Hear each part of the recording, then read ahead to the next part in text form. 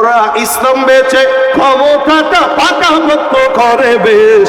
দেখতে দেখতে গোল্লায় গেল, দেখতে দেখতে গোল্লায় গেল আমার সোনার বাংলাদেশ। একে একে শেষ করেছি সবার দেখা হইল শেষ। দেখতে দেখতে গোল্লায় গেল আমার সোনার। ঠিক কিনা? কারা কারা রাগ করেছেন হাত তুলে? মাশাআল্লাহ, সচেতন আছেন আপনারা। আল্লাহ আপনাদের ঈমানকে কবুল করুন। আল্লাহ আমাদের দেশের জন্য ইসলামী দেশ হিসেবে আমাদের এই দেশকে কবুল করুন। আগামীর বাংলাদেশ যেন ইসলাম আর মুসলমানদের পক্ষে হয়, এই পক্ষে কাজ করতে রাজি আছেন ইনশাআল্লাহ।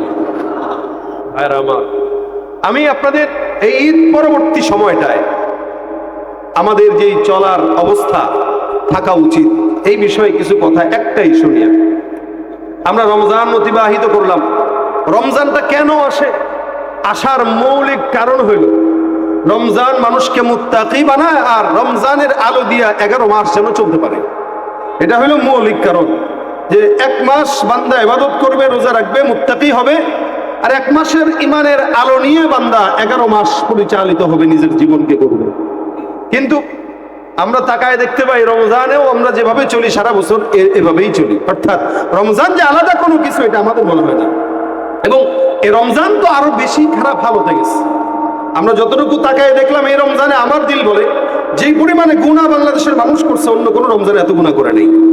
ধর্ষণ থেকে শুরু করে সেই আসিয়া, এই ধর্ষণ কাণ্ড, চাঁদাবাজি, সন্ত্রাসী, ডাকাতি, খুনাখুনি, মারামারি, এই রমজানে যতটুকু হয়েছে অতীতের রমজানগুলোতে ঠিক এত হয় নাই। এই কারণে আল্লাহ পাক এই রমজানে বরকত দিছে কম। কখন শুরু হয়েছে কখন শেষ হয়েছে আমরা কল্পনাও করিনি। হুট করে শেষ হয়ে গেছে। শুরু হয়েছে দেখছি, কিন্তু শেষ যে এত তাড়াতাড়ি হবে ভাবতে পারিনি, বুঝিই নাই। এই জন্য ভাইয়েরা আমার, রমজান কোন আলো দিল আমাদেরকে? রমজানে তো আলহামদুলিল্লাহ নামাজ পড়েছি, রোজা রেখেছি, যারা করার তারা। অধিকাংশ মুসলমান আছে যারা রমজানেও রোজা রাখে না। আবার অনেকে আছে যারা রোজা রাখে নামাজ পড়ে না। রোজা রাখলো কিন্তু নামাজ পড়লো না। বলেন তো এই রোজা রাখার ফায়দা আছে? রোজা রাখে ঘুষ খায়, রোজা রাখে সুদের টাকা দিয়ে বিল্ডিং করে, কোনো ফায়দা নেই। এই জন্য আল্লাহ পাক রব্বুল আলামিন বান্দাকে রমজান দিয়েছেনই মুত্তাকি হওয়ার জন্য। আর মুত্তাকি মানে সকল প্রকার হারাম থেকে বেঁচে থেকে আল্লাহর পথে চালানো নিজেকে।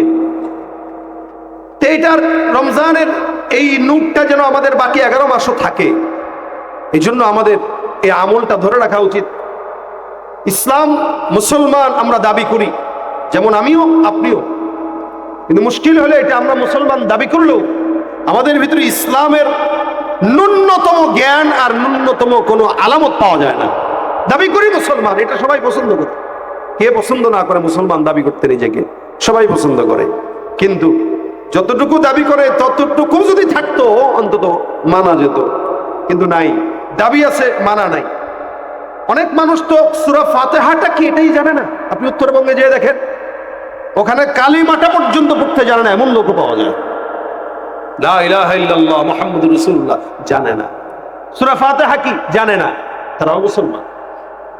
আমি আপনাদেরকে প্রশ্ন করলে বলেন ইসলামের মৌলিক ভিত্তি কয়টি একটু বলেন তো?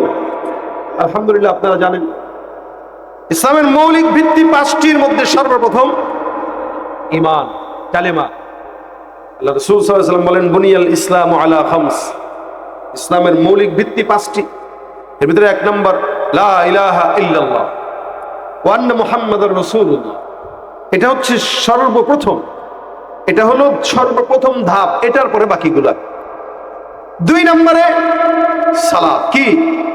প্রথম নম্বরে কি? ঈমান কালেমা। দ্বিতীয় নম্বরে কি? আদায় না প্রতিষ্ঠা?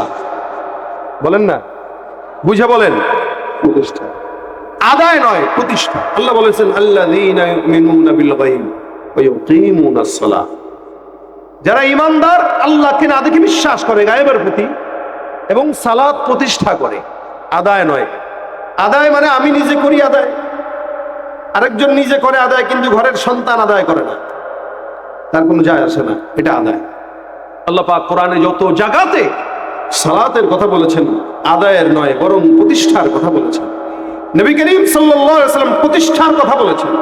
আদায় আর প্রতিষ্ঠা পার্থক্য হলো, আদায় আমি একা করব, কেউ করলো কি করলো না দেখার বিষয় নয়। আর প্রতিষ্ঠা হলো আমি একা করব না, গোটা বাংলাদেশের মানুষকে নিয়ে করব। আইন থাকবে, আইন। এদেশে যদি ইসলামী আইন থাকতো, সংসদে আইন পাস হতো, আজান হয়ে যাবে তো ফাসাউ ইলা যিকরিল্লাহি ওয়া যারুল বাই, ব্যবসা বাণিজ্য বন্ধ করে সোজা মসজিদে ঢুকে যাও। তাহলে সরকার প্রধান থেকে প্রত্যেকটা এমপি মন্ত্রী পর্যন্ত সংসদের অধিবেশন চালু অবস্থায় আজান দিয়ে দিছে তো বন্ধ করে নামাজে দাঁড়ায় যেত। কি বলেন আপনারা? এই দৃশ্য কত সুন্দর হতো না যদি হতো।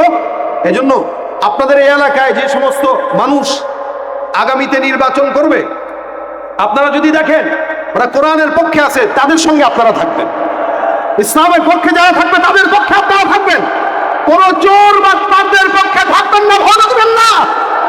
কেন? যারা ইসলামের পক্ষে, তারা ক্ষমতায় আসলে এই সমাজে নামাজ প্রতিষ্ঠা হবে ইনশাআল্লাহ, এদেশে নামাজ প্রতিষ্ঠা হবে ইনশাআল্লাহ। এটা আমরা আশা করতে পারি।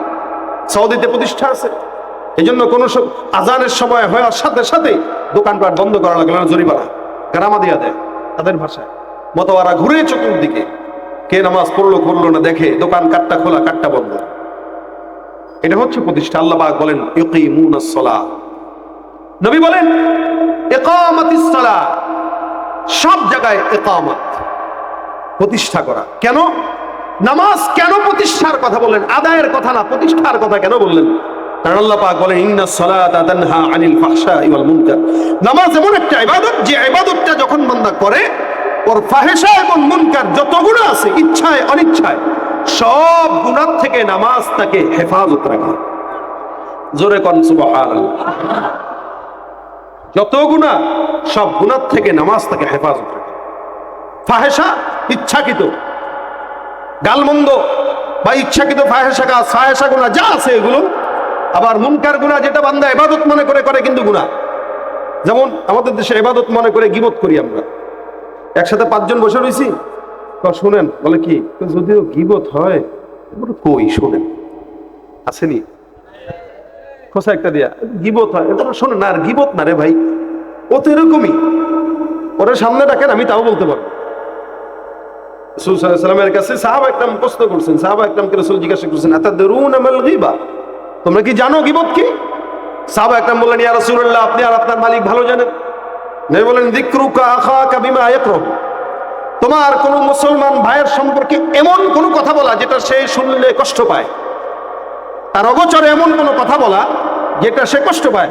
সাহাবারা বললেন ইনকানা ফি, যদি ওই সমস্ত ভুলগুলো তার ভিতরে থাকে।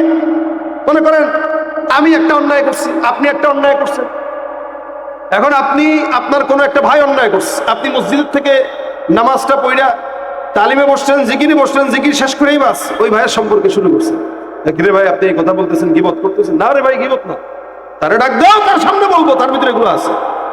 সাহাবা একরাম যখন বললেন হুজুর যদি এর ভিতরে এই গুণটা থাকে, খারাপ গুণ, তাহলে নবী বলেন যদি তার ভিতরে অন্যায়গুলো থাকে তাহলেই তো গীবত, আর যদি না থাকে তাহলে তো অপবাদ।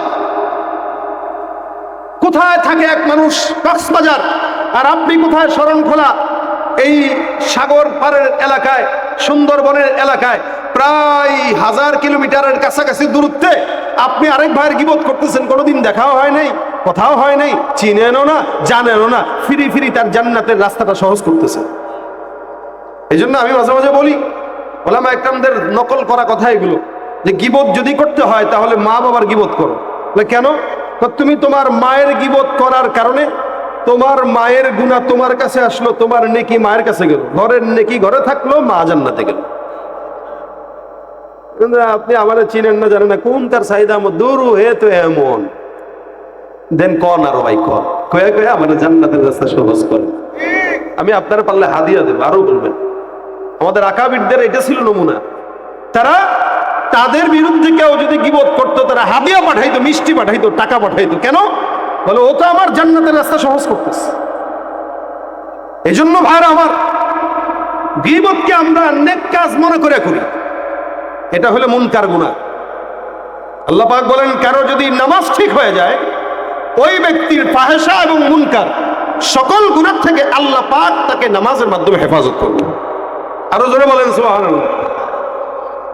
তাহলে ভাইরা আমার, নামাজ এই সমাজে দরকার আছে কিনা? কিন্তু আমাদের দেশে একদল আছে যেগুলো নামাজ পড়ে না। কেন? আমি এমন বাবার মুরিদ, যে বাবার মুরিদ হলে নামাজ লাগে না। আসেনি? এমন বাবার কাছে গেছি যার কাছে গেলে নামাজই লাগে না। তার মানে ওই বাবা আসল বাবা না ন্যাংটা বাবা? ওই বাবা হলো শয়তানের পীর। শয়তানও ওই বাবাকে দেখলে কয়, আল্লাহ আমারই কি দরকার, ও তো আমার চেয়ে বড় শয়তান। এই জন্য ভাইরা আমার, আল্লাহ পাক রব্বুল আলামিন বান্দাকে নামাজ প্রতিষ্ঠার কথা বলেছেন। এটা ফরজ 5 ওয়াক্ত, যে নামাজ পড়লো যাবতীয় গুনাহ থেকে বাঁচলো। রাসূল বলেন, দুনিয়ার জমিনে যত নেক কাজ করো সব নেক কাজের হিসাব আল্লাহ পরে নেবেন, আর নামাজের হিসাব আগে নেবেন। রাসূল বলেন, আউয়ালু মা ইউহাসাবু বিহিল আবদু ইয়াউমাল কিয়ামাতিস সালাহ। আমার পয়গম্বর ডাক দিয়া কয়, কিয়ামতের ময়দানে আল্লাহ পাক রব্বুল আলামিন বান্দার যত হিসাব আছে সমস্ত হিসাবের আগে নামাজের হিসাব গ্রহণ করবেন। কোন বান্দা কতটুকু নামাজ আদায় করলো, কোন বান্দার নামাজ কতটুকু সহি শুদ্ধভাবে হলো, সবকিছু আল্লাহ পাক রব্বুল আলামিন হিসাবগুলো আগে আগে নেবেন। দানের হিসাবটা পরে, সাদাকার হিসাবটা পরে, হজের হিসাবটা পরে, যাকাতের হিসাব পরে। আমার আল্লাহর নবী ডাক দেয়া কয়, সর্বপ্রথম হিসাব দিবেন কোন জায়গার? বলে নামাজে। এই ইমানদার ভাইরা, ঈমান আনার পরে একটা ইমানদারের জন্য সর্বপ্রথম কর্তব্য হলো নামাজ আদায় করা। সাহাবা ডাক দেয়া বলতেন, ইয়া রাসূলুল্লাহ, আমরা তো ইমানদার হয়ে গেলাম, পয়গম্বর আপনি আমাদেরকে বলেন ইমানদার হওয়ার পর এখন আমাদের কি করা দরকার? আমার নবী ডাক দিয়া বলতেন, সাহাবায়ে কেরামের দল, ইমানদার যেহেতু হয়ে গেলা, এবার তোমাদের সর্বপ্রথম কাজ হলো তোমরা নামাজ আদায় করে যাও। নামাজের জন্য আল্লাহ পাক রব্বুল আলামিনের হাবিব তাদেরকে আদেশ দিয়ে দিতেন। নামাজ এমন একটা ইবাদত, নামাজের ভিতরে আল্লাহকে সিজদা করা হয়। আর সিজদাটা এমন একটা গুরুত্বপূর্ণ বিষয়, যেই সিজদার মাধ্যমে বান্দার সঙ্গে আল্লাহ পাক রব্বুল আলামিনের সম্পর্ক গভীর থেকে গভীর হয়ে যায়। আমার আল্লাহ পাক রব্বুল আলামিন বলেন, লিল্লাহি ইয়াসজুদু মা ফিস সামাওয়াতি ওয়া মা ফিল আরদ মিন দাব্বাতিন ওয়াল মালাইকাতু ওয়া হুম লা ইস্তাকবিরুন। আল্লাহ পাক রব্বুল আলামিন বলেন, আসমানে যা আছে, জমিনে যা আছে, ওয়ালিল্লাহি ইয়াসজুদু মা ফিস সামাওয়াতি ওয়া মা ফিল আরদ, আসমানে যা আছে, জমিনের ভিতরে যা আছে, সবকিছু আল্লাহকে সিজদা দেয়। আসমানে জমিনে যা কিছু আছে, জমিনের যত প্রাণী আছে, আসমানে যত ফেরেশতা আছে, আমার পয়গম্বর ডাক দিয়া কয়, হে মুসলমান নবীর উম্মতের দল, আসমানের মধ্যে যত বিশাল বড় আসমান দেখো, আসমানের 4 আঙ্গুল পরিমাণ জায়গা খালি নেই যেখানে আসমানের ফেরেশতারা আমার মাওলার কুদরতি কদমে সেজদায় পড়ে না। আসমানের 4 আঙ্গুল পরিমাণ জায়গাও খালি নেই যেখানে আল্লাহর ফেরেশতা নাই, এবং সবগুলো ফেরেশতা মিলে আল্লাহ পাক রব্বুল আলামিনকে সেজদায় পড়ে যায়। আল্লাহ বলে না যে সেজদা দেয়, এরা অহংকার করে না। যারা সেজদা দিতে যায় অহংকার করে, তারা মুসলমান না, তারা শয়তান। ঠিক কিনা বলে? শয়তান কয়, আমি আল্লাহর দরবারে সেজদা না দিয়া, আল্লাহর আদেশে সেজদা না দিয়া শয়তান হইলাম। আর এই সামান্য মানুষরা, মাটির মানুষেরা আল্লাহর আদেশে সেজদার মাধ্যমে গোটা দুনিয়ার মধ্যে সবচাইতে দামি বান্দা হয়ে গেল। সুবহানাল্লাহ। ভাইরা আমার, এই কারণে সেজদা অনেক দামি, এটা নামাজের মধ্যে হয়। এখন সিজদাটা কার জন্য দিবেন বলেন? ফাসজুদু লিল্লাহি ওয়া'বুদু। আল্লাহ বলেন তোমরা সিজদা দাও, আল্লাহর জন্য দাও, আল্লাহর ইবাদত করো। সিজদার মাধ্যমে বান্দা আল্লাহ পাক রব্বুল আলামিনের ইবাদত বন্দেগী করবা। এই সিজদাটা কোনো মাজারে দেওয়া যায় না, বাবার পায়েও দেওয়া যায় না। ঠিক কিনা গো? ওই যে খানকায় যায়, বাবার দরবারে যায় সুন্দর করে সেজদা দিয়ে আইসা কয়, হুজুর আমরা বাবার সেজদা দেই না, এটা তাজিমি সেজদা কয়, এটা আল্লাহর সেজদা দেওয়া না। এ মুসলমান, আল্লাহর সেজদা দেওয়া হোক, তাজিমি দেওয়া হোক, যেটাই হোক না কেন, আল্লাহকে বাদ দিয়া অন্য কাউরে সেজদা দেওয়া ইমানদারের আলামত নয়, ওটা মুশরিকি। ঠিক কিনা? সেজদা কাকে দিব? জোরে জোরে কাকে? যারা আল্লাহকে বাদ দিয়া মাজারে সেজদা দেয় তারা মুসলমান না, ভণ্ড। পীরগিরি আর মাজার পূজা চলছে দেশটা জুড়িয়া, শিরকি আর ভণ্ডামিতে দেশটা গেছে ভরিয়া। পীরগিরি আর মাজার পূজা চলছে দেশটা জুড়িয়া, শিরকি আর ভণ্ডামিতে দেশটা গেছে ভরিয়া। গাজার কলকি টান মারিয়া, গাজার কলকি টান মারিয়া দেখায় খাজার শাহ, ওরা শিক্ষিত শয়তান, ওরা শিক্ষিত শয়তান, ওরা শিক্ষিত শয়তান। আছে না নাই? যারা আল্লাহকে বাদ দিয়ে অন্য কাউকে সেজদা দেয় তারা মুসলমান না বেঈমান? শুধুমাত্র সেজদা হবে কার জন্য? আল্লাহর জন্য আল্লাহ পাক ডাক দেয়া করো উসজুদু লিল্লাহি ওয়া'বুদু, তোমরা সিজদা দাও, ইবাদত করো। কার? বলে আল্লাহর। বান্দা বিপদে পড়েছো, আল্লাহর মাধ্যমে আল্লাহর কাছে চাও। তবে কিসের মাধ্যমে? বলে সালাতের মাধ্যমে, সিজদার মাধ্যমে। আল্লাহ পাক বলেন ইয়া আইয়ুহাল্লাযীনা আমানুস্তাঈনু বিস-সাবরি ওয়াস-সালাহ, এই ঈমানদার বিপদের মধ্যে পড়লা, তোমরা বিপদে পড়া অবস্থাতে আল্লাহর দরবারে সাহায্য প্রার্থনা করো। আর ওই সাহায্য প্রার্থনাটা হবে একমাত্র সবর আর সালাতের মাধ্যমে। সালাতের মাধ্যমে আল্লাহর কাছে যা চায় বান্দা, আল্লাহ পাক রব্বুল আলামিন তাকেই দেয়। নামাজ এটা এমন একটা জিনিস যেটা খুশুর সঙ্গে আদায় করা দরকার। আল্লাহ পাক বলতেছেন নামাজের মাধ্যমে বান্দার সকল গুনাহ দূর হয়। কিন্তু আমরা সমাজের মধ্যে দেখি নামাজও পড়ে, দুর্নীতিও করে। নামাজটা মসজিদ থেকে পড়ে বের হইতে দেরি হয়, চাঁদাবাজি করতে দেরি করে না।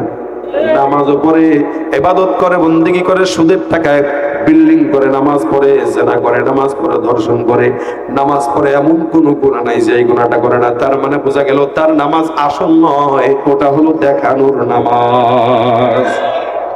ভাইরা আমার, কিছু কিছু নামাজি আছে যারা মানুষকে দেখানোর জন্যই নামাজ পড়ে। এই জন্য আমাদের দেশে নির্বাচন আসার আগে দেখবেন সব নামাজি হয়ে যায়। কি কর ঠিক না? মসজিদে মসজিদে যায়, ইমাম সাহেব, খতিব সাহেব, সালাম সালাম, আমি কিন্তু নামাজ কালাম পড়ি। ভাই আপনারা নামাজিদেরকে ভোট দিয়েন। আরে ভাই নামাজ পড়ো, এটা তো আজান দিয়ে বলা দরকার নেই। আচ্ছা আপনারা বিয়ে করেছেন কারা কারা? একটু হাতটা তুলেন তো সামনে থেকে। কারা কারা বিয়ে করেছেন হাত তুলেন, লজ্জা পায় না হাত তুলে। আমিও করছি, সে টেনশন নেই। এ কয়জন? এই জন্যই তো আওয়াজ কম। বিবাহিতরা একবার আওয়াজ দিয়ে দেন নারায়ে তাকবীর। শুধু বিবাহিতরা নারায়ে তাকবীর। এবার অবিবাহিতরা হাত তুলুন দেখি। কারা কারা বিয়ে করে নাই হাত তুলো। এত কম? আওয়াজ কি বেশি হবে না কম হবে? নারায়ে তাকবীর। আওয়াজ ঠিক আছে? আচ্ছা, আওয়াজ বেশি হলে আল্লাহ বিয়ে করায় দেখেন। আচ্ছা যারা বিয়ে করছেন, বউরে খাবার ভরণ পোষণ দেন তো? হ্যাঁ, কথা কয় না। আপনি দেন না আপনার ভাই দেয়? কে দেয়? কথা কয় না, ভয় পায় না। কে কে দেয় মানে ভরণ পোষণ? আপনি না, না আল্লাহর কথা বলতেছি না। আপনার বিবিকে চালায় কে? মানে ভরণ পোষণের টাকা দেয় কে? আপনি দেন না আপনার ভাই দেয়? আপনি দেন। আচ্ছা শুনেন, কেউ যদি নিজে দেয় না, তার ভাই দেয়, তাহলে বুঝতে হবে ভাইয়ের সাথে ঝামেলা আছে। হ্যাঁ, আপনি আপনার বউরে চালান না, চালায় কেটা? আমার ভাই চালায় বা স্বাস্থ্য ভাই চালায়, তার মানে কিছু না কিছু ঝামেলা আছে। আপনি নিজে চালাবেন, কারণ বিবি আপনার। টাকা দেন, ফুল দেন, গোলাপ দেন, শাড়ি দেন, যা দেন আপনি দিবেন। বউ আপনার, অধিকার আপনার, হক আপনার। হ্যাঁ, আপনি যদি বলেন ভাই স্টেজে উঠা, ও ভাই আপনারা সাক্ষী থাকেন, আমি কিন্তু আমার বিবিকে শাড়ি দিছি, এই দেন, আপনারা কিন্তু সাক্ষী থাকেন। তার মানে বুঝবেন এটা আসল জামাই না, এটা ঘর জামাই। সারা বছর বউর টাকায় চলে, একদিন বউরে শাড়ি দিয়ে আপনাদেরকে বুঝাইলো যে আমিও আমার বউরে দেই। কিছু কিছু মানুষ স্টেজে উঠে আমাদেরকে নামাজের গল্প যখন শোনায়, তখন আমাদেরও বলতে মন চায় এগুলা আসল ইমানদার না, এগুলা ঘর জামাই মার্কা ইমানদার। আসল ইমানদার হইলে এরা স্টেজে আমাদেরকে বলা লাগতো না, ওর চেহারা দেখলেই বোঝা যেত। সীমাহুম ফি ওয়াজুহিহিম মিন আসারিস সুজুদ, একদম সাজিদিন যে নামাজি যে, তার চেহারা আল্লাহ পাক সিজদার নূর প্রকাশ করায় দেয়। ঠিক কিনা জোরে? কিন্তু আমাদের দেশের নামাজের দিকে, মসজিদের দিকে তাকাইলে ফজরের সময় মনে হয় এদেশের সব নাস্তিক, আর জুমার দিন তাকাইলে মনে হয় দেশের সব ইমানদার। কথাটা বুঝেন নাই? জুমার নামাজে তাকাইলে মনে হয় কি সব ইমানদার, আর ফজরের নামাজে তাকাইলে মনে হয় সব নাস্তিক। কেন? জুমার নামাজে 2 তলা বিল্ডিংও ভরে, মসজিদে ভরে, আর ফজরের নামাজে 2 জনও খুঁজে পাওয়া যায়। আসলে এগুলো ইমানদার না বেঈমান? তুমি রমজান এলে রাখো না রোজা, দিনকে করো আঘাত, পয়সা কড়ির নেই তো অভাব, দাও না তো যাকাত। তুমি ইমানদারির বড়াই করো, নেই তোমার ইমান, তুমি ইমানদারির বড়াই করো, নেই তোমার ইমান, তুমি কেমন মুসলমান? তুমি আছে না নাই? নামাজের সাথে নাই পরিচয় মানো না কোরআন, নামাজের সাথে নাই পরিচয় মানো না কোরআন, তুমি কেমন মুসলমান, তুমি কেমন মুসলমান, ঠিক না? আচ্ছা, যারা ফজর নামাজ পড়ে এরা ইমানদার, আর যারা শুধু জুমার নামাজ পড়ে এরা কি? এরা মুনাফিক টাইপের লোক। কারণ এরা 5 ওয়াক্ত নামাজের গুরুত্ব দেয় না, শুধু জুমার জন্যই জন্মেছে। এরা মনে করে 5 ওয়াক্ত নামাজ পড়বে খালি হুজুরেরা, আর জুমার দায়িত্ব আমাদের। এজন্য পেছ লাগায় কয় ঈদ উল ফিতরের জানাজার নামাজ, কথা কয় না, কারণ সারা বছর নামাজ পড়ে না তো। এজন্য জানাজার নামাজ ঈদ উল ফিতর বানায়, ঈদ উল ফিতরের টানে সবে কদরের বানায়। এরা মুনাফিক। এরা কি? কথা কয় না কি? আল্লাহ নবী বলেন একজন ইমানদার আর কাফেরের মধ্যে পার্থক্য নামাজ। তাকায় দেখো কে নামাজ পড়ে আর কে পড়ে না। যে পড়ে না তার ঈমান থাকতে পারে না। ভাইরা আমার, এই কারণে নামাজ দরকার আছে না নাই? আমার এখানে আপনাদের সবার, আপনার বোর দরকার আছে নি? ছেলের দরকার আছে কিনা? 7 বছর হয়ে গেছে বাচ্চাকে মসজিদে পাঠায় দাও, 10 বছর হয়ে গেছে, এবার নামাজ না পড়লে প্রহার করা শুরু করে দাও। কারণ যে ব্যক্তি নামাজের জন্য যত্নবান হয় না, ওই ব্যক্তির ঈমানটা সন্দেহের মধ্যে ঢুকে যায়। আল্লাহ নবী সাল্লাল্লাহু আলাইহি ওয়াসাল্লাম বলেন, বান্দা এই কারণে নামাজের প্রতি যত্নবান হও। প্রত্যেকটা ঈমানদারের জন্য 5 ওয়াক্ত নামাজ পড়া জরুরি, নফল, সুন্নত না ফরজ। আচ্ছা বলেন তো, ফজরের নামাজ পড়া কি? জোহর পড়া কি? আচ্ছা, ফরজ আগে না জরুরি আগে? ব্যবসা করা কি ফরজ? রাজনীতি করা কি ফরজ? মাহফিল করা কি ফরজ? কিন্তু নামাজটা কি ফরজ। জরুরি হইলে জামা পড়ছি, এটা জরুরি। এটা কি জরুরি? প্রয়োজন। এটা আমাদের প্রয়োজন বলে আমরা পড়ি। মাহফিল প্রয়োজন তাই করতেছি। আমি পাঞ্জাবি না পড়লে, সারা পাঞ্জাবি পড়লেও তো সমস্যা নেই।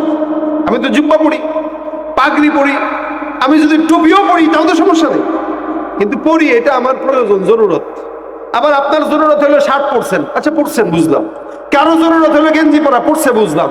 আচ্ছা, আমার এই পাঞ্জাবি না থাকলে শুধু গেঞ্জি পরলেও তো কেউ যদি আমার দেখে গেঞ্জি পরা, কোনো দোষ আছে? গেঞ্জি পরতেই পারে। বাদ দিলাম, গেঞ্জিও পরলাম না, খালি গায়ে, খুব বেশি গরম, খালি গায়ে হাঁটে না, বাজারে হাঁটান না আপনারা? খালি গায়ে হয়েছে, একদম গরমের ভিতরে খালি গালি হয়ে খালি লুঙ্গিটা পরে রাস্তায় ঘুরতেছে বাজারে। কিরে ভাই খালি গায়ে? গরমে জামা গায়ে রাখা ঠিক আছে? লুঙ্গি যাচ্ছে, লুঙ্গি না থাকলে কি আর হয়? আচ্ছা, এই যে জামা খুললো, গেঞ্জি খুললো, মানা যায়, ও জরুরত ছিল কিন্তু পরে নাই। জরুরত হইলেও চলে, না হইলেও চলে। কিন্তু নিচে যেটা পড়ছে লুঙ্গি আর পায়জামা, ওইটা যদি খুলে ফেলে ইখলাসের সাথে, কি বলবেন বলেন? আরো জোরে বলেন। তাহলে দুনিয়াতে জরুরত না হইলেও চলে, ফরজ না হইলে চলে না। ঠিক তেমনি ভাবে কারো গায়ের জামা না থাকলে চলে, লুঙ্গি না থাকলে যেমন পাগল বলা হয়, ঠিক তেমনি ভাবে কেউ ব্যবসা না করলেও চলে, বাণিজ্য না করলেও চলে, কিচ্ছু না করলেও চলে, কিন্তু নামাজ যদি না পড়ে আল্লাহর আদালতে সেও পাগল ছাড়া অন্য কোনো কিছু নয়। কারণ সে জরুরি বাদ দিয়া ফরজ, ফরজ বাদ দিয়া জরুরি নিয়ে টানাটানি করে। এই কারণে সে কি? কথা কয় না, সে কি? পাগল। সুতরাং নামাজ এটা হুজুরদের জন্য না, সবার জন্য ফরজ। কি? এটা ছিল 50 ওয়াক্ত আল্লাহর নবী মায়া করে, মোহব্বত করে আল্লাহর কাছে চেয়েছেন। কিন্তু আমার আল্লাহ পাক আপনার মতো আমার মতো বান্দাকে হাল ছাড়েন নাই। আল্লাহ পাক ডাক দিয়া গেছে, বান্দা হাল ছাড়ো না, তোমরা 5 ওয়াক্ত নামাজ পড়বা, আমি আল্লাহ 50 ওয়াক্তের সওয়াব দান করে দিব। ভাইরা আমার, নামাজ এমন একটা ইবাদত, যেই বান্দা নামাজে যত বেশি সিজদা লম্বা করে আর সিজদা দিবে, যেই বান্দা নামাজ পড়বে, নামাজের মাধ্যমে সিজদা দিবে, আল্লাহ পাক ডাক দিয়া বলেন মুসজুদু ওয়াকতারিব, তোমরা নামাজ যত পড়বা, সিজদা যত দিবা, আমি আল্লাহ পাক রব্বুল আলামিন সিজদার মাধ্যমে বান্দা তোমাকে আমি আল্লাহর নিকটবর্তী করে দিব। সিজদা এমন একটা ইবাদত, যে ইবাদতের মাধ্যমে বান্দার সঙ্গে আল্লাহর সম্পর্ক গভীর হয়। আমরা নামাজ আদায় করলেও গুনাহ ছাড়তে পারি না, কারণ আমাদের নামাজ রাজনীতির নামাজ, ভোটের নামাজ, দুর্নীতির নামাজ, যার কারণে নামাজ পড়ে কিন্তু গুনাহ ছাড়ে না। এলাকার মুরব্বী মসজিদ থেকে বের হইতে দেরি, সিগারেট টানতে দেরি করে না। এই জন্য আল্লাহ পাক কিছু নামাজীদের ব্যাপারে বলেছেন, ফাওয়াইলুল লিল মুসাল্লিন আল্লাযীনা হুম আন সালাতিহিম সাহুন আল্লাযীনা হুম ইউরাউন। আমার আল্লাহ ডাক দিয়া বলে, সব নামাজি নামাজি না, কিছু নামাজি আছে যারা নামাজ আদায় করে মানুষকে দেখানোর জন্য, যারা যারা নামাজ আদায় করে আলসামিনিয়া ওয়াইদা কামু ইলাস সালাতি কামু কুসালা, এমন কিছু মানুষ আছে যারা যখন নামাজের মধ্যে দাঁড়ায় আলসামি নিয়ে দাঁড়ায়। এই কারণেই তো ফরজ নামাজে তারাবির নামাজে কেরাতটা যদি একটু লম্বা হয় পিছনে সবগুলা যক্ষা রোগীর আগমন দেখা যায়। একটু তেলাওয়াত বড় হইলেই চলছে, বাস পিছন থেকে কাশাকাশি কি দেয়, কাশাকাশি। এই বান্দার নামাজটা মজা লাগে না, যার কারণে আল্লাহ বলছেন ফাওয়াইলুল লিল মুসাল্লিন, কিছু নামাজি আছে যাদের ধ্বংস হোক। আল্লাহ পাক রব্বুল আলামিন তাদের ধ্বংসের বদদুয়া করলেন। আল্লাহ পাক বলছেন এ পয়গম্বর আপনি কিছু নামাজীদেরকে দেখবেন যারা নামাজ পড়ে বান্দাকে দেখানোর জন্য, আর প্রকৃত ঈমানদার যারা কদ আফলাহাল মুমিনুন আল্লাযীনা হুম ফি সালাতিহিম খাশিউন। কিছু নামাজি আছে যারা নামাজ আল্লাহর ভয়ে পড়ে, যারা নামাজের মাধ্যমে আল্লাহর নুসরত আসমান থেকে নাজিল করায় নেয়, যারা নামাজের মাধ্যমে আল্লাহর সাহায্য অর্জন করে নেয়, যারা নামাজের মাধ্যমে জমিনের ভিতরে সকল বালা মুসিবত থেকে আল্লাহ পাক যাদেরকে হেফাজত করে। এ মুসলমান নবীর উম্মত সাহাবা একরাম নামাজ পড়তেন, আমরাও নামাজ আদায় করি, পার্থক্য আছে না নাই? তারা নামাজ পড়তেছেন, পায়ের ভিতরে তীর ঢুকলো, তীর বের করে ফেলে। নামাজ শেষ করার পরে জিজ্ঞাসা করার পরে টের পায় নাই। আর আমরা নামাজের সামনে যদি জুতা রাখি 150 টাকা জুতার দিকে 14 বার নজর দিয়া তাকায়। জুতা চুরি হয় এই কারণে সবচেয়ে ছিঁড়া জুতাটা নেয়, তাও নিয়ে সামনে রাখে, এরপর আবার 100 বার তাকায় দেখি জুতাটা আছে। আবু তালহা রাদিয়াল্লাহু তাআলা আনহু একজন সাহাবী, উনি একবার ওনার বাগানের মধ্যে নামাজ আদায় করলেন। মাজরার ভিতরে অসংখ্য খেজুর গাছ, খেজুর বাগানের ভিতরে নামাজের মধ্যে দাঁড়াইলেন।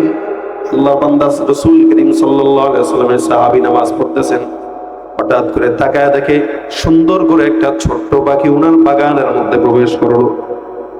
বাগানের মধ্যে যখন পাখিটা ঢুকলো, উনি একবার ডানে তাকায়, বায়ে তাকায়, সামনে তাকায়। নামাজের ভিতরে যখন দেখলেন পাখিটা ডানে যায়, বায়ে যায়, সামনে যায়, পিছনে যায়, উড়াউড়ি করে রাস্তা খোঁজার জন্য, আবু তালহা রাদিয়াল্লাহু তাআলা আনহু নামাজের ভিতরে নজরটা পাখির দিকে চলে গেল। উনি দেখলেন পাখিটা ঢুকলো কিন্তু বের হওয়ার রাস্তা কোনো পায় না। এই পাখিটার দিকে উনার নজর চলে গেল, নামাজের খুশু পাখির দিকে চলে গেছে। সাহাবী তালহা রাদিয়াল্লাহু তাআলা নামাজটা শেষ করলেন, করার পরে পয়গম্বরের কাছে চলে যায়, ডাক দেয়া কয় ইয়া রাসূলুল্লাহ, আমি নামাজ পড়তে দাঁড়াইলাম, আমার বাগানের মধ্যে হঠাৎ করে একটা পাখি উড়ে উড়ে আসলো। আমার নামাজের ভিতরে দৃষ্টিটা পাখির দিকে চলে যায়, এত চমৎকার দৃশ্য, সবুজ পাখি সবুজ গাছের ডালে ডালে উড়ে উড়ে বেড়ায়। আমি চিন্তা করলাম এত সুন্দর একটা দৃশ্য, নামাজের ভিতরে আমার খুশু নষ্ট হয়ে গেল। অথচ নামাজের ভিতরে আমি ইবাদতে ছিলাম। আল্লাহ নামাজ এমন একটা ইবাদত যেটা আল্লাহর সঙ্গে বান্দার সম্পর্ক গভীর করে।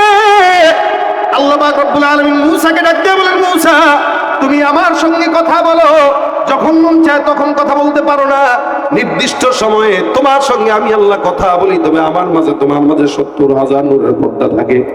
এ মূসা তুমি জানো আমার শেষ জামানায় এমন একদল উম্মতকে আমি আল্লাহ পাক রব্বুল আলামিন পাঠাবো, আমি আল্লাহ পাক যাদের সঙ্গে যখন মন চাবে বান্দা আমি আল্লাহ তাদের সঙ্গে তখনই কথা বলবো। মূসা নবী ডাক দেয়া বলে, আল্লাহ তাদের সঙ্গে আপনি তখনই কথা বলবেন? বলে হ্যাঁ। শুধু তাই নয়, তাদের মাঝখানে আমার মাঝখানে একটা পর্দাও থাকবে না। তারা কারা জানো? আমার আল্লাহ পাক ডাক দেয়া কয় ওরা হলো আখিরি জামানার পয়গম্বর মুহাম্মদুর রাসূলুল্লাহ সাল্লাল্লাহু আলাইহি ওয়াসাল্লামের উম্মত। ওই বান্দা যখন নামাজের মধ্যে দাঁড়ায় তেলাওয়াত করবে আলহামদুলিল্লাহি রাব্বিল আলামিন, আমি আল্লাহ পাক বান্দার তেলাওয়াতের জবাব দিয়া বলবো হামিদানি রব্বি। এক একটা আয়াত করে বান্দা তেলাওয়াত করে সামনের দিকে আগাবে, আর আমি আল্লাহ বান্দার সঙ্গে নামাজের মাধ্যমে জবাব দিয়া কথা বলবো। কে কথা বলবেন? কার সাথে? নামাজের ভিতরে বান্দা আল্লাহর সঙ্গে কথা বলে, মুকালামা হয়। এটা এমন বড় ফজিলতের আমল।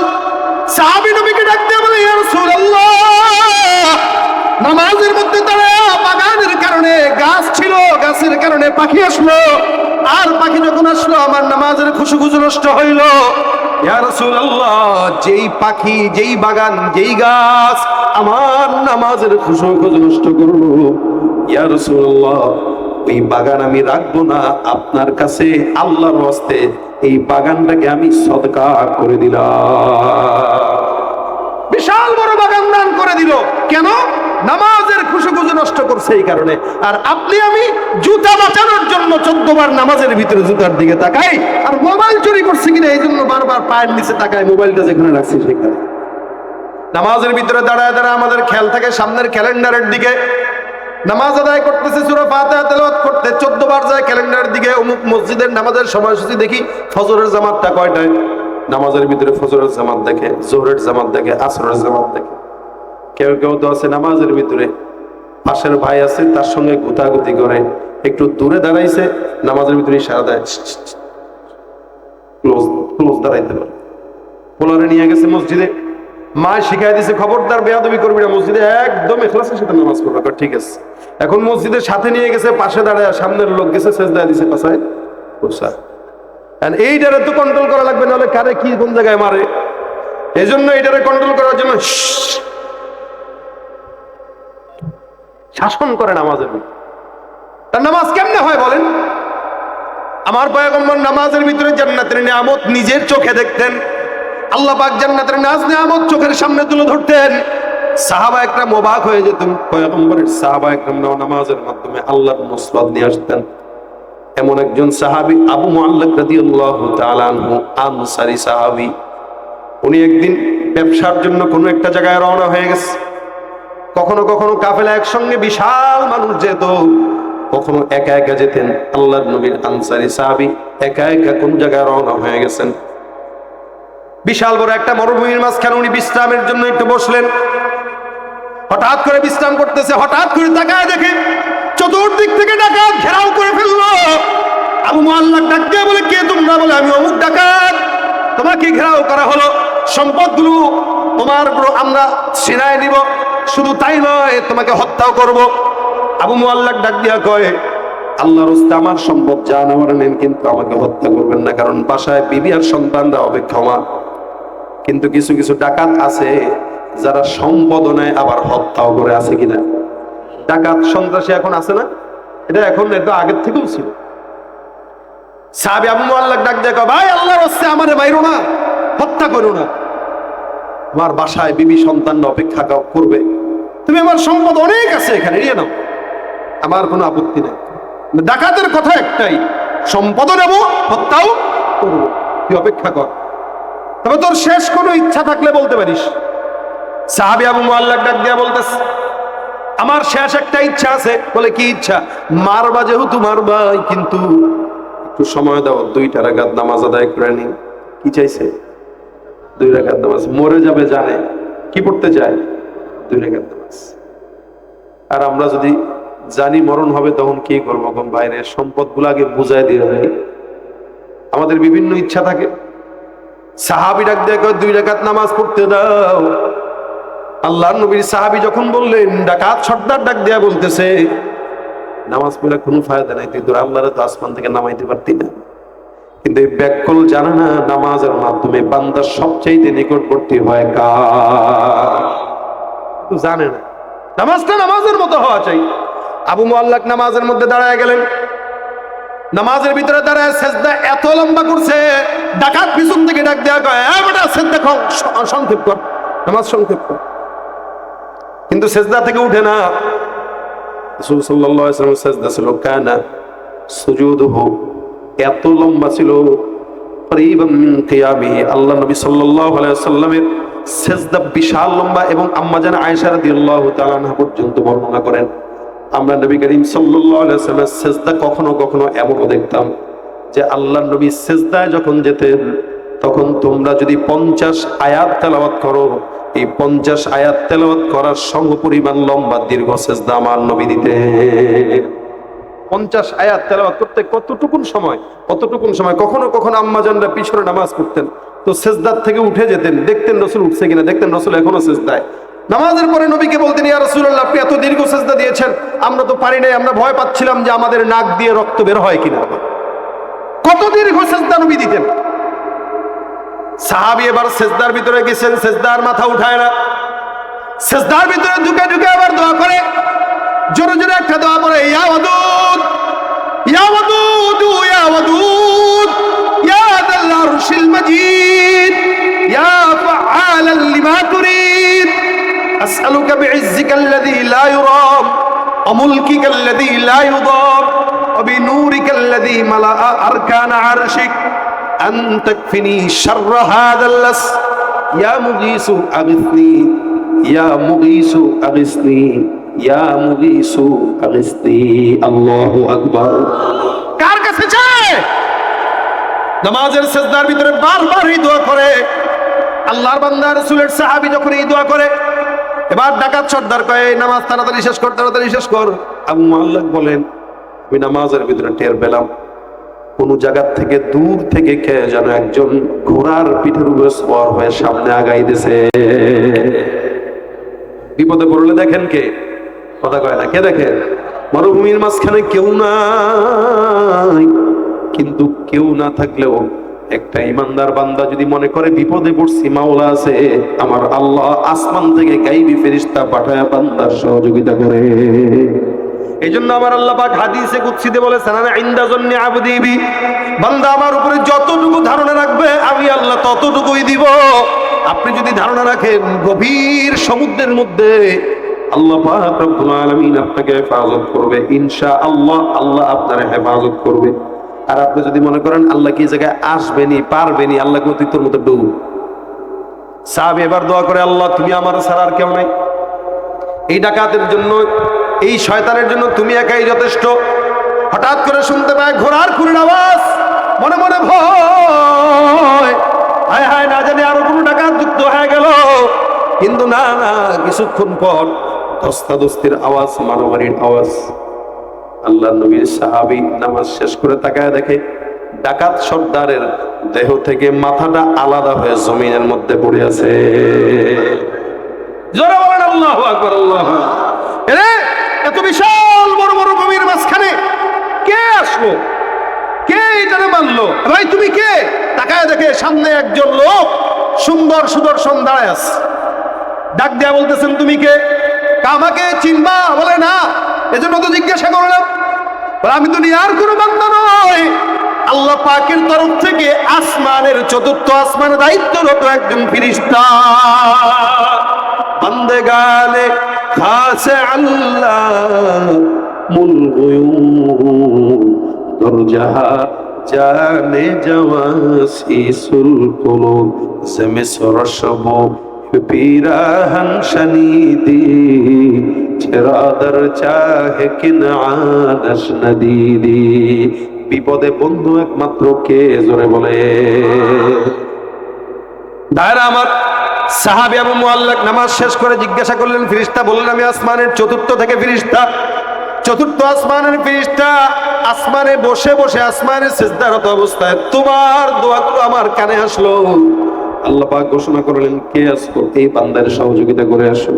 আমি আল্লাহ পাকের অনুমতি সাপেক্ষে এই জায়গায় আসলাম শুধুমাত্র তোমার মতো ইমানদার বান্দাকে ডাকাতের কবল থেকে হেফাজত করার জন্য। শিশুকালে মায়ের দুধে বাঁচাও খোদা প্রাণ, মায়ের সে বেড়ে উঠি তোমার অবদান। বন্ধু হয়ে ভালোবাসা, বন্ধু হয়ে ভালোবাসা ছড়াও জগৎময়। তোমার মতো প্রিয় বন্ধু যার হৃদয়ে রয়, তার কি আর থাকতে পারে, তার কি আর থাকতে পারে চিন্তা মৃত্যুর ভয়। তোমার মতো প্রিয় বন্ধু যার হৃদয়ে রয়। কে বন্ধুকে? যে আল্লাহ ১৫০০ বছর আগে আবু মুআল্লাকের মতো একজন সাহাবীকে আসমান থেকে ফেরেশতা পাঠায়া ডাকাতের কবল থেকে হেফাজত করছে, সেই আল্লাহ ২০২৫-এ আছে। তো আগের মতোই তো আছে, এই জমিনে তো আছে, মানুষও তো আছে, কিন্তু পার্থক্য কোথায়? নামাজও আছে, ইমানদারও আছে, জমিনও আছে, মাওলাও আছে, শুধুমাত্র ইখলাস আর তাকওয়া নেই। যার কারণে নামাজ পড়ে ভোট পাওয়ার জন্য ভোট ঠিকই পায়, আল্লাহর নুসরত পায় না। যার কারণে হাজারো বার মানুষের খেদমত করার পরেও লাঞ্ছনা নিয়ে বাংলার জমিন থেকে পালানো লাগে। লাঞ্ছনা নিয়ে পড়তে তো হয়ই, পড়েনি, খালি নিয়তটা একটু খালি ঘুরায় দেন। কারণ নামাজটাই এমন একটা ইবাদত, যে ইবাদতের সঙ্গে সম্পৃক্ত থাকলে, যে ইবাদতের কারণে আল্লাহ পাক বান্দার অন্তরকে শুধুমাত্র মসজিদের সাথে সম্পৃক্ত থাকার কারণে আল্লাহ পাকের আরশের নিচে কিয়ামতের ময়দানে ধইরা বান্দাকে বসায় দিবে। এই জন্য রাসূল বলেন, কিয়ামতের ময়দানে যখন সমস্ত বান্দাদের মাথার উপরে সূর্য থাকবে, মাথার মগজ গলতে গলতে বাথরুমের রাস্তা দিয়ে পড়ার উপক্রম হবে, আল্লাহ পাক সেই দিন বান্দাকে কোলে করে নিয়ে আল্লাহর আরশের নিচে বসায় দিবে, এখানে তোমরা বিশ্রাম গ্রহণ করো।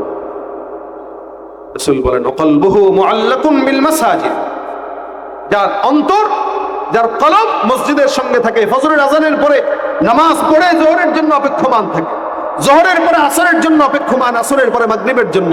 কারণ কি?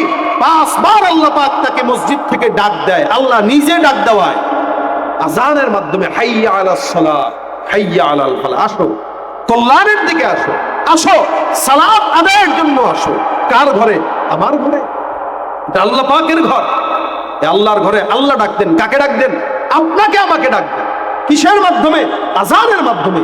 এখানে একজন বিখ্যাত তাবেঈ সাঈদ ইবনে মুসাইয়্যিব, উনি ওনার জিন্দেগিতে কোনোদিন আজানের পরে মসজিদে যান নাই, আজানের আগে আগে মসজিদে ঢুকতেন। একজন প্রশ্ন করলো, আপনি আজানের আগে মসজিদে যান, কি কারণে যান? সব সময় আপনাকে কোনোদিন দেখলাম না আজানের পরে মসজিদে ঢুকতে, আপনি আজানের আগে কি করেন? আজানের পরে গেলেও তো পারেন। সাঈদ ইবনে মুসাইয়্যিব বলেন, আমি আমার আজানের আগে মসজিদে যাওয়ার কারণ হলো, এই আজানের মাধ্যমে আল্লাহ পাক তার বান্দাকে ডাক দেয়। হাইয়া আলাস সালাহ যখন বলে, আল্লাহ নিজে ডাক দেওয়ায়, এবং এই ডাক গোটা দুনিয়াতে প্রত্যেকটা সেকেন্ডে সেকেন্ডে হয়। সুবহানাল্লাহ। কেমনে বুঝেন? আমরা ইফতার আয়াত এখানে যারা শরণ খোলার, আপনারা ইফতার করেছেন সর্বশেষ দিন কয়টায়? 6:20-এ, 19-20। আর আমি মাগুরাতে করেছি 6:22।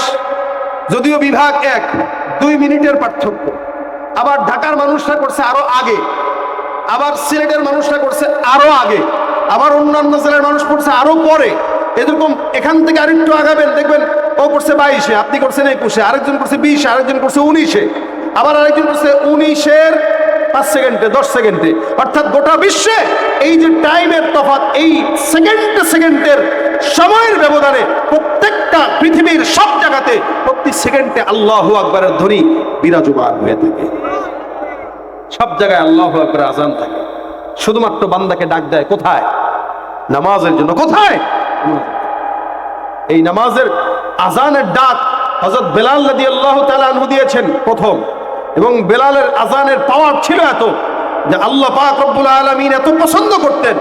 বেলালের আজানের আওয়াজ মদিনা থেকে খালি গলায়, মদিনা থেকে 9 মাইল দূরে পর্যন্ত শোনা যেত। বেলালের আজানের ধ্বনি 9 মাইল দূরে শোনা যেত। আমাদের আজানের ধ্বনি তো পাশের বাড়িতেই শোনা যায়। আল্লাহ শোনায় দিছে। এই আজানের মাধ্যমে আল্লাহ পাক আমাকে ডাকে। হযরত সাঈদ ইবনে মুসাইয়্যিব বলেন, ডাকছেন কে?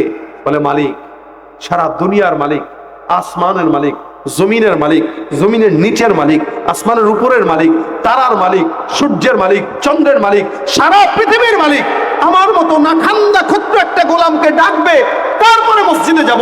এটা তো আল্লাহর সাথে বেয়াদবির শামিল। এই কারণে আমি আল্লাহ ডাকার আগে আগে আমি যে বলি, আল্লাহ আমি চলে আসছি, আপনি আমার হাজির আনেন।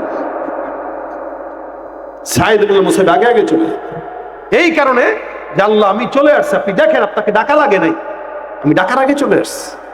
আর আমরা ডাকার পরেও বসে থাকি, জুমার নামাজ চলে আমরা ঘুরি, সিগারেট টানি। আর হুজুর যদি একটা দাঁড়া থাকে, কয় কেমন হুজুর, নামাজের আজান দিয়ে দিলে গেল না, তুই গেলি না কেন রে? কিরে, হুজুরের জন্যই খালি নামাজ ফরজ, তোর জন্য তো নামাজ ফরজ, তুই গাজা টানলি। আর হুজুরে দেখা করলে, হুজুর আপনি এখনো নামাজ পড়তে যান না। এই জন্য ভাই, নামাজ যারা পড়ে না, ওরা ইসলামের বিচারে এরা পাগল। এরা কি? ওই যে লুঙ্গি খুলে পাগড়ি বাঁধা অবস্থা, পাগড়ি বাঁধছে কিন্তু লুঙ্গি নেই। ভাইরা আমার, নামাজটা সব ঠিক ঠিক রাখবেন, সব ঠিক থাকবে। এবং নামাজ পড়ার মূল সময় হইল যৌবন, মূল সময় যৌবনকাল। ওয়াশাবুন নাশা ফি ইবাদাতিল্লাহি তাআলা, রাসূল বলেন 7 প্রকারের ভিতরে 1 প্রকার তারা, যারা যৌবনকালটা ইবাদতে কাটায়, আল্লাহ পাক তাদেরকেও আরশের নিচে ছায়া দান করবেন। যারা বলেন সুবহানাল্লাহ। বুদ্ধ বয়সে অনেকে মনে করে 80 বছরে নামাজ পড়বে, 60 বছরে নামাজ পড়বে, কিন্তু 60 বছরের রুকু দিলেও উঠতে পারবেন না, উঠলে বসতে পারবেন না। আর যুবক বয়সে এক অজু দিয়া 3 ওয়াক্ত নামাজ পড়তে পারবে, কি ঠিক না? আর বুড়া বয়সে অজু খালি ছুটে, এক অজুর ভিতরে 3 বার অজু ছুটে। কেন? ওর সব ঢিলা। এই ঢিলা আমারও হবে, আপনারও হবে ভাই। এই জন্য ঢিলা হওয়ার আগেই আল্লাহর ঘরে ঢুকার শিখেন, যাতে করে টাইট ফিট নামাজ আল্লাহকে দিতে পারেন। নামাজ ঠিক তো সব ঠিক। যে ঘরে নামাজই নাই ওই ঘরে চাউলের বরকত হয় না, ওই ঘরে বাজারের বরকত হয় না, কোনো কিছুতে বরকত হয় না। সারা জিন্দেগি নামাজ কি বলে টাকা কামাবে কোটি কোটি, কিন্তু ওর সংসারে বরকত হবে না, শুধুমাত্র নামাজ না থাকার কারণে। আর একটা ইমানদার বান্দা নামাজ পড়ে, আলহামদুলিল্লাহ, তার সংসারে বরকত আর বরকত। এই জন্য নামাজ আপনার আমার জন্য ফরজ। এটা প্রত্যেকটা মুসলমানের পড়া জরুরি নয়, ফরজ। আজকের এই মজমা থেকে যে সমস্ত যুবকরা আছেন, মুরব্বীরা আছেন, নামাজ ধরতে পারেন নাই, এরা নিয়ত করবেন যাতে করে নামাজের মরণের পরে সর্বপ্রথম যে হিসাবটা গ্রহণ করবেন, ওই হিসাবটা যেন ঠিক মতো আদায় করে কবরে যেতে পারি, সেই তৌফিক দান করুন। নিয়ত করেন কারা কারা 5 ওয়াক্ত নামাজ পড়বেন ইনশাআল্লাহ। আল্লাহ তুমি কবুল করো, আল্লাহ তুমি নিয়তের বরকত দান করো। হাত নামান। এই যে নিয়ত করছেন, নিয়তেই আল্লাহ পাক সওয়াব লিখে দিয়েছেন। কাতাবাল্লাহু লাহু হাসানাতান কামিলা। আল্লাহ পাকের হাবিব বলেন, কেউ নিয়ত করলো কিন্তু নেক কাজ করতে পারে নাই, আল্লাহ পাক তার আমল নামায় পরিপূর্ণ নেকি লিখে দেন। এটা হলো নিয়তের বরকত। এই কারণে ওলামা একরামরা বলে, ভাই নিয়ত করেন। তবলিগে গেলে বলে, ভাই হাত উঠান, নিয়ত করেন। কেন? এই নিয়তেই বরকত, নিয়তেই বরকত। এই জন্য নামাজের নিয়ত করবেন, 5 ওয়াক্ত নামাজ যেন আল্লাহ পাক আমাদেরকে পড়ার তৌফিক দান করেন। আজকের এই মজমায় তখন আলোচনা শোনার পরে কষ্ট করে এই গরমের ভিতরে আপনারা বসলেন, বসার পরে বাসায় চলে গেলেন, আবার আগের মতো সময় কাটাইলেন, আবার সেই জিন্দেগি, কোনো ফায়দা নেই। আর যদি নিয়ত করতে পারেন যে না, নামাজটা আসলেই দরকার, আমাদের জন্য ফরজ, এই ফরজটা আমার পড়া অবশ্যই উচিত, এটা ছাড়া তো ঈমান ছেড়ে দেওয়া। যে এটা করে না তার তো ঈমানই নাই। মুনাফিকরা দেখবেন ফজর নামাজ পড়ে না, আর ফজরের নামাজের গুরুত্ব তো অনেক বেশি। এই সময় আল্লাহ পাক আসমান থেকে বরকত নাজিল করে, রহমত নাজিল করে, যে পড়লো না সে বরকত পায় না। এই কারণে আমাদের জীবন বরকতহীন। এই কারণে ফজর থেকে এশা প্রত্যেকটা নামাজ আল্লাহর কাছে ঠিকঠাক মতো আদায় করা। কিভাবে? ইখলাসের সাথে, খুশুখুজুর সাথে। আনতা আবুদাল্লাহ কাআন্নাকা তারা, এমন ভাবে ইবাদত করো যেন তুমি তাকে দেখতেছো। আর যদি তুমি তাকে দেখতে না পাও, তাহলে হালও তেমন রাখো যে সে তোমাকে দেখতেছে। সেজদা দিব, আল্লাহ দেখতেছে। জিকির করবো, আল্লাহ দেখতেছেন। কাউকে গালি দিচ্ছি, আল্লাহ দেখতেছেন। কাউকে ঠকাচ্ছি তো আল্লাহ দেখতেছেন। যাই করতেছি আল্লাহ পাক দেখতেছে। আমার প্রত্যেকটা কাজের হিসাব আল্লাহ নেবেন। এই কারণে হিসাব করেই কাজ করা উচিত আমাদের। আল্লাহ পাকের কাছে আমরা চাই, আল্লাহ পাক যেন আমাদের সকলকে 5 ওয়াক্ত নামাজ জামাতের সঙ্গে আদায় করে তৌফিক দান। প্রত্যেকটা যুবক ভাই যদি নামাজি হয়ে যায়, এই যে সমস্ত যুবকরা মাহফিলের আয়োজন করেছে, আমাকে রিসিভ করে নিয়ে আসছে, কষ্ট করছে গ্রামের জন্য, এই প্রত্যেকটা যুবক যদি ভাই নামাজি হয়ে যায়, বলেন তো এলাকার চিত্র পাল্টাবে কিনা? এটা যদি নামাজ পড়ে 5 ওয়াক্ত, একদম টাইম টু টাইম মসজিদে যায়, পাগড়ি একটা লাগায়, সকাল সন্ধ্যা জিকিরের সঙ্গে থাকে, মোটামুটি আল্লাহওয়ালাদের সোহবতের সময় লাগায়, এলাকা সন্ত্রাস মুক্ত হতে 1 মাসের ব্যাপার, বেশি লাগবে না। আল্লাহওয়ালাদের সোহবতের সময় লাগাবেন, আকাবিরদের সোহবতের সময় লাগাবেন, বুজুর্গ আরে দিনদের সোহবতের সময় লাগাবেন, হক্কানি পীর মাশায়েখদের দরবারে যাবেন, ওলামা একরামদের সঙ্গে সময় কাটাবেন, নামাজ পড়বেন, ইনশাআল্লাহ এলাকাকে আল্লাহ পাক রব্বুল আলামিন বরকতের এলাকা বানায় দিবেন ইনশাআল্লাহ। প্রত্যেকটা যুবক নবীর নায়েব হয়ে যাবে ইনশাআল্লাহ। এই জন্য ভাইরা আমার, যুবকরা সমাজে ঠিক হয়ে যাবে তো সমাজ পরিবর্তন হয়ে যাবে। আমরা অতীতে মুরব্বীদেরকে দেখেছি এমপি মন্ত্রী হতে, এই কারণে এদের জবানের ঠিক নাই, এরা এক এক সময় এক একটা কথা বলে প্যাঁচ লাগাইতে পারে। কিন্তু যুবকরা যদি সমাজের এই রাজনীতি করে, মুসলমানরা যদি এই জায়গায় চলে আসে, রাজনীতির জায়গায় চলে আসে, ইসলামী রাজনীতি করে মোটামুটি ক্ষমতার মসনদ দখল করে, আশা করা যায় আগামীর বাংলাদেশ নামাজিদের দখলে থাকবে, আগামীর বাংলাদেশ কোরআন ওয়ালাদের দখলে থাকবে ইনশাআল্লাহ। এই জন্য আমরা চাই প্রত্যেকটা যুবক এরা সুন্নতওয়ালা হয়ে যাক, নামাজি হয়ে যাক। আল্লাহ পাক এদেরকে কবুল করুক, জোরে বলেন আমিন ইনশাআল্লাহ। আজকের এই বাংলা বাজার যুবকদের জন্য আপনারা দোয়া করবেন। বিশেষ করে আইয়ুব আনসারী ভাই আসেননি আপনি, আইয়ুব আনসারী ভাইয়ের জন্য আপনারা দোয়া করবেন। উনি ভালো মানুষ, আন্তরিক মানুষ, আলহামদুলিল্লাহ উনি আন্তরিক মানুষ খুব। এবং এই উনার মতো যুবক এই এলাকায় আরো যারা আছে, আপনারা উনাদেরকে ইসলামের জন্য কাজে লাগাবেন ইনশাআল্লাহ। উনাদেরকে ইসলামের জন্য কাজে কিভাবে লাগাবেন? ওনারা আপনাদের দোয়ায় চলবে, যারা এখানে মুরব্বীরা আছে ওনাদের দোয়ায় চলবে। এলাকার ভিতরে কোনো গানের কনসার্ট হতে পারবে না, এটা ওনাদের দেখার দায়িত্ব। এলাকায় কোনো চাঁদাবাজ থাকতে পারবে না, ওনাদের দেখার দায়িত্ব। চাঁদাবাজি আগে ছিল, এখন আর থাকতে পারবে না। নতুন করে যদি আবার কোনো চাঁদাবাজদেরকে আমরা দেখি, যেখানে দেখবো শায়েস্তা করব। কথা বলেন ঠিক কিনা? এটাই যুবকদের দায়িত্ব। এলাকার থেকে চাঁদাবাজ দূর করা, সন্ত্রাস দূর করা, দুর্নীতিবাজদেরকে দূর করা এই আইয়ুব আনসারী ভাইদের মতো যুবকদের দায়িত্ব। ইনারা ওলামা একরামদের দোয়া নিয়ে, পরামর্শ নিয়ে চলবে, ইনশাআল্লাহ এলাকা শান্তির এলাকা হয়ে যাবে। এই বাংলা বাজার যুব সমাজদের জন্য আমরা দোয়া করি, আল্লাহ প্রত্যেকটা যুবকদেরকে দ্বীনের খাদেম বানায় দেয়, 5 ওয়াক্ত নামাজি বানায় দেয়, ইসলামের জন্য কবুল করুক, বলেন আমিন। আল্লাহ পাক আজকের এই মজমায় যারা টাকা দিয়ে, শ্রম দিয়ে, মেধা দিয়ে, বুদ্ধি দিয়ে, মাশওয়ারা দিয়ে সহযোগিতা করেছে, আল্লাহ সকলের সহযোগিতাকে কবুল করুক, বলেন আমিন। সকলে দিক তাকবীর দিয়ে লিল্লাহে তাকবীর আওয়াজ দিয়ে সর্বশেষ একটা গজল আপনারা গাবেন আকাশ বাতাস কাঁপিয়ে। রাজি আছেন ইনশাআল্লাহ? নাস্তিকতা নিপাত যাক, দিন ইসলাম জিন্দাবাদ। নাস্তিকতা নিপাত যাক, দিন ইসলাম জিন্দাবাদ। কোটি প্রাণে একই আওয়াজ, খোদাদ্রোহী ছাড় পাবে না, এই বাংলায় ঠাই হবে না। মুসলমানরা জেগেছে আজ, জোর কদমে সামনে চলো, বজ্র কণ্ঠে আওয়াজ তুলো, সবাই মিলে একই তালে দাও না স্লোগান।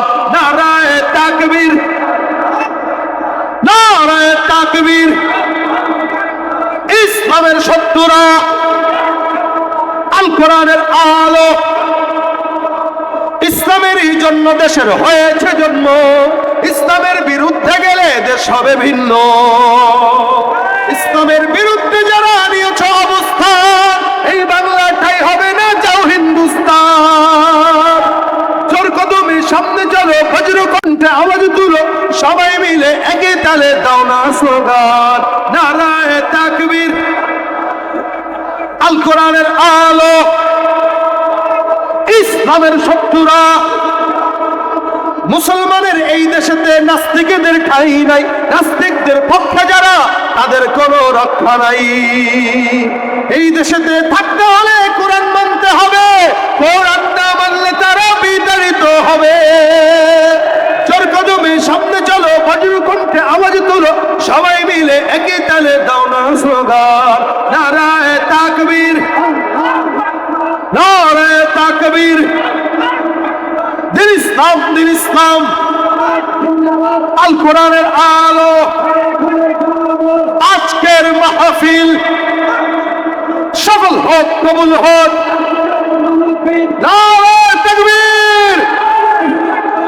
আল্লাহ পাক এই মজমাকে ভরপুর কামিয়াবি দান করুক। সকলে দুরূদ শরীফ পড়েন, আল্লাহুম্মা সাল্লি আলা।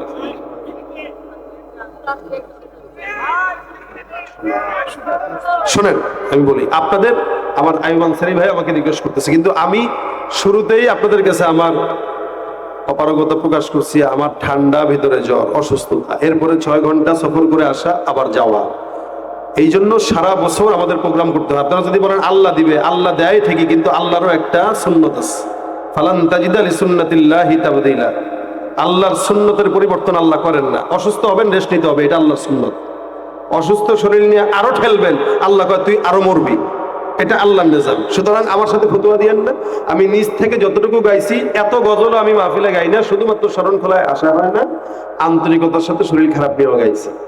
এর ভিতরে যদি আরো চাপেন তাহলে তিতা হবে, তিতা না করে এখানেই থাক, ইনশাআল্লাহ অল্পতে আল্লাহ পাক বরকত দেয়। দুরূদ শরীফ পড়ুন, আল্লাহুম্মা সাল্লি আলা সাইয়্যিদিনা ওয়া নাবিয়িনা ওয়া শাফিঈনা ওয়া হাবিবিনা ওয়া মাওলানা মুহাম্মদ সাল্লাল্লাহু আলাইহি ওয়া আলা আলিহি ওয়া আসহাবিহি ওয়া বারিক ওয়া সাল্লিম। আস্তাগফিরুল্লাহ রাব্বি মিন কুল্লি যামবি ওয়া আতুবু ইলাইহি লা হাওলা ওয়া লা কুওয়াতা ইল্লা বিল্লাহিল আলিয়্যিল আযীম। এই স্টেজে যে যুবকদেরকে দেখতেছেন, আপনারা ওনাদের জন্য আমরা দোয়া করি, ওনারা যেন সামনের বছর থেকে এই প্রোগ্রাম আরো বেশি বড় পরিসরে করতে পারে। আলহামদুলিল্লাহ, যথেষ্ট বড় মাঠ, আয়োজন যথেষ্ট বড়, যথেষ্ট সুন্দর এবং গোছানো। প্রত্যেক বছর এই অনুষ্ঠান হোক, আপনারা সহযোগিতা করবেন তো ইনশাআল্লাহ। আল্লাহ পাক আপনাদেরকে কবুল করুক। এই সহযোগিতার হাত বাড়িয়ে দেবেন।